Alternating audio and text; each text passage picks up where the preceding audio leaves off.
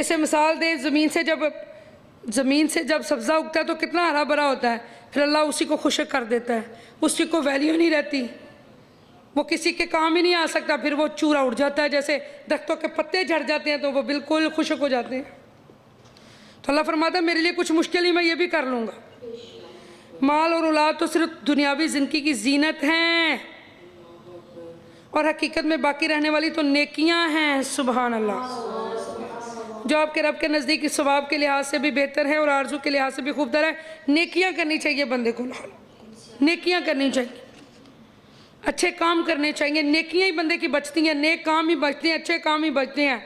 مسکراہٹ بھی صدقہ ہے، پانی کسی کو پلائیں، کسی کی خدمت کریں، کسی بھوکے کو کھانا کھلا دیں، کسی ننگے کو کپڑا پہنا دیں، کسی کو جوتا دلا دیں، کسی کو دوائی لے دیں، کسی کی مدد کر دیں، کوئی بیمار ہے اس کا پتہ لینے جائیں، نیکیوں میں سبقت حاصل کریں، نیکیاں جمع کریں، یہی کام آئیں گی۔ وہ دن قیامت کا ہوگا جب ہم پہاڑوں کو ریزہ ریزہ کر کر فضا میں چلائیں گے اور آپ زمین کو صاف میدان دیکھیں گے، اس پر شجر حجر حیوانات نباتات میں سے کچھ بھی نہ ہوگا، اور ہم سب انسانوں کو جمع فرمائیں گے اور ان میں سے کسی کو بھی نہیں چھوڑیں گے، اور سب لوگ آپ کے رب کے حضور قطار در قطار پیش کیے جائیں گے۔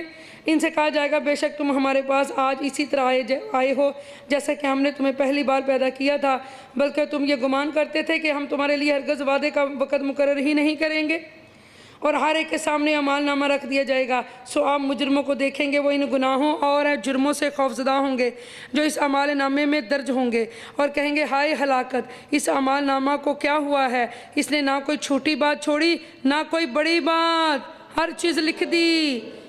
کہا ہمیں تو پتہ ہی نہیں تھا، یہ بھی لکھا، یہ بھی لکھا، یہ بھی لکھا، مگر اس نے ہر بات کو شمار کر لیا ہے۔ ڈریں اللہ تعالیٰ سے، اور وہ جو کچھ کرتے رہتے تھے اپنے سامنے حاضر پائیں گے، اور آپ کا رب کسی پر ظلم نہ فرمائے گا۔ بندے کو ڈرنا چاہیے، ہر بات فرشتے لکھتے ہیں۔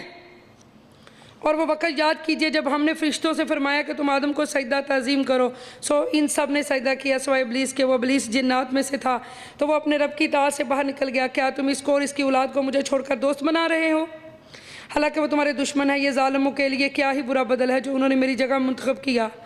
میں نے نہ تو انہیں آسمانوں اور زمین کی تخلیق پر معاونت یا گواہی کے لیے بلایا تھا، نہ خود ان کی اپنی تخلیق کے وقت، اور نہ ہی میں ایسا تھا کہ گمراہ کرنے والوں کو اپنا دست و بازو بناتا۔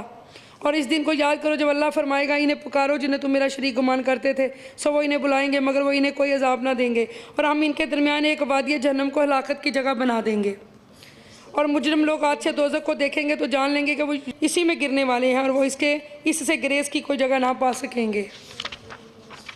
اور بے شک ہم نے اس قرآن میں لوگوں کے لیے ہر طرح کی مثال کو انداز بدل بدل کر بار بار بیان کیا ہے، اور انسان جگڑنے میں ہر چیز سے بڑھ کر ہے۔ اور لوگوں کو جب کہ ان کے پاس ہدایت آ چکی تھی، کسی نے اس بات سے منع کیا کہ کسی نے اس بات سے منع نہیں کیا تھا کہ وہ ایمان لائیں اور اپنے رب سے مغفرت طلب کریں، سوائے اس انتظار کے کہ انہیں اگلے لوگوں کا طریقہ ہلاکت پیش آئے یا عذاب ان کے سامنے آ جائے۔ اور ہم رسولوں کو نہیں بھیجا کرتے مگر لوگوں کو خوشخبری سنانے والے، ڈر سنانے والے بنا کر، اور کافر لوگ ان رسولوں سے بےہودہ باتوں کے سہارے جھگڑا کرتے ہیں تاکہ اس باطل کے ذریعے حق کو ظاہر کر دیں، اور وہ میری آیتوں کو اور اس عذاب کو جس سے وہ ڈرائے جاتے ہیں ہنسی مذاق بنا لیتے ہیں۔ اور اس شخص سے بڑھ کر ظالم کون ہوگا جسے اس کے رب کی نشانیاں یاد دلائی گئیں تو اس نے ان سے روگردانی کی اور ان بدعمالیوں کو بھول گیا جو اس کے ہاتھ آگے بھیج چکے تھے۔ بے شک ہم نے ان کے دلوں پر پردے ڈال دیے ہیں کہ وہ اس حق کو سمجھ نہ سکے، اور ان کے کانوں میں بوجھ پیدا کر دیا ہے کہ وہ اس حق کو سن نہ سکیں، اور اگر آپ انہیں ہدایت کی طرف بلائیں تو وہ کبھی بھی قطعاً ہدایت نہیں پائیں گے، اور آپ کا رب بڑا بخشنے والا صاحب رحمت ہے۔ اگر وہ ان کے کیے پر ان کا مواخذہ فرماتا تو ان پر یقیناً جلد عذاب بھیجتا، بلکہ ان کے لیے تو وقت وعدہ مقرر ہے، جب وہ وقت آئے گا تو اس کے سوا ہرگز کوئی جائے پناہ نہیں پائی جائے گی۔ اور یہ بستیاں ہیں جنہیں ہم نے جن کے رہنے والوں کو ہلاک کر ڈالا جب انہوں نے ظلم کیا، اور ہم نے ان کی ہلاکت کے لیے ایک وقت مقرر کر رکھا تھا۔ اور وہ واقعہ یاد کیجئے جب موسیٰ علیہ السلام نے اپنے جوان سال ساتھی اور خادم یوشع بن نون سے کہا میں پیچھے نہیں ہٹ سکتا یہاں تک کہ میں 2 دریاؤں کے سنگم کی جگہ تک پہنچ جاؤں یا مدتوں چلتا رہوں۔ یہ جی کیا واقعہ ہے؟ جب یہ جی حضرت موسیٰ کلیم اللہ کے دل میں ایک دفعہ یہ خیال آیا کہ بھئی میں بہت بڑا عالم ہوں، لوگ مجھے بڑا پسند کرتے ہیں اور میرے پاس بڑا علم ہے، بڑی لوگ اس کی تعریف کرتے ہیں، تو اللہ نے فرمایا نہیں موسیٰ، ایک وہ علم ہے جس کا تجھے بھی پتہ نہیں، وہ علم لدنی ہے، وہ میں جس کو چاہوں عطا کر سکتا ہوں۔ تو وہ علم میں نے اپنے بندوں کو عطا کیا جس کو میں پسند کر لوں، جس کو چن لوں۔ تو اللہ سبحانہ تعالیٰ نے وہ علم آپ کو بھی عطا نہیں کیا۔ تو آپ نے فرمایا کہ اے موسیٰ، وہ علم حاصل کرنے کے لیے پھر اس کے پاس جانا پڑے گا۔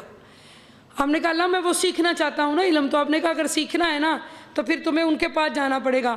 یہاں سے بہت سارے بزرگ فرماتے ہیں، مفسرین لکھتے ہیں کہ اس سے مراد دیکھو کہ اللہ، یہ تو ہم کہتے ہیں نا جی بیعت کرنا یا مرشد پکڑنا، بہت سارا علم اللہ تعالیٰ، یہ جو اللہ وہ نبی ہیں لیکن علم سیکھنے کے لیے وہ اللہ کے بندے کے پاس جا رہے ہیں۔ روایات میں آتا ہے خضر اللہ کے نیک بندے تھے، کچھ میں آتا ہے وہ نبی تھے، تاہم یہ نہیں پتا کہ وہ نبی تھے یا ایک اللہ کے بندے تھے، لیکن اللہ نے ان کو وہ علم دیا تھا جو نبی کے پاس بھی نہیں تھا۔ تو پیروں فقیروں اور اللہ والوں سے ملنا تو نبیوں کی سنت ہے، تو نبی بھی اللہ والوں کے پاس جا رہے ہیں اور علم سیکھ رہے ہیں۔ سبحان اللہ، معرفت کا علم، روحانی علم، ایسا علم جو معرفت کا ہو، جس کو عام بندہ نہیں جان سکتا، اللہ نے اس کو عطا کیا ہے۔ اللہ کے خاص بندے ہوتے ہیں جن کو یہ علم اللہ عطا کرتا ہے۔ سبحان اللہ، تو یہ اللہ کے خاص بندے ہیں، حضرت خضر علیہ السلام۔ تو پھر اللہ نے کہا، موسیٰ علیہ السلام نے کہا اللہ میں نے ان سے ملنا ہے، تو اللہ پاک نے فرمایا اپنا غلام لے لے اور مچھلی کا سالن بنا لے، اور جہاں دو دریا آپس میں ملیں گے نا تو تیری مچھلی کا سالن جو ہے نا اس میں مچھلی زندہ ہو کر وہاں دریا میں چلی جائے گی۔ تو یہ نشانی ہوگی کہ وہاں خضر علیہ السلام ملیں گے تمہیں۔ تو جہاں زمین کے ذروں میں بھی زندگانی ہو وہاں اللہ والے رہتے ہیں، وہ زمین بھی عام نہیں ہوتی، خاص بن جاتی ہے۔ یہ اللہ والوں کی شان ہے۔ چلیں جی، اور وہ واقعہ بھی یاد کیجئے جب موسیٰ نے اپنے جوان سال ساتھی اور خادم یوشع بن نون سے کہا میں پیچھے نہیں ہٹ سکتا یہاں تک کہ میں دو دریاؤں کے سنگم کی جگہ تک پہنچ جاؤں یا مدتوں چلتا رہوں۔ یہ سورہ کہفی بندہ پڑھ لے تو سمجھ آ جاتی ہے، لیکن میں نے اس کو سنا کسی اور سے تو لوگ اتنی ڈیٹیل سے بتاتے ہی نہیں ہیں۔ جہاں عقیدے کی بات یا اس طرح کی وضاحت آتی ہے وہاں آرام سے نکل جاتے ہیں کوئی سادہ سا لفظ استعمال کر کے۔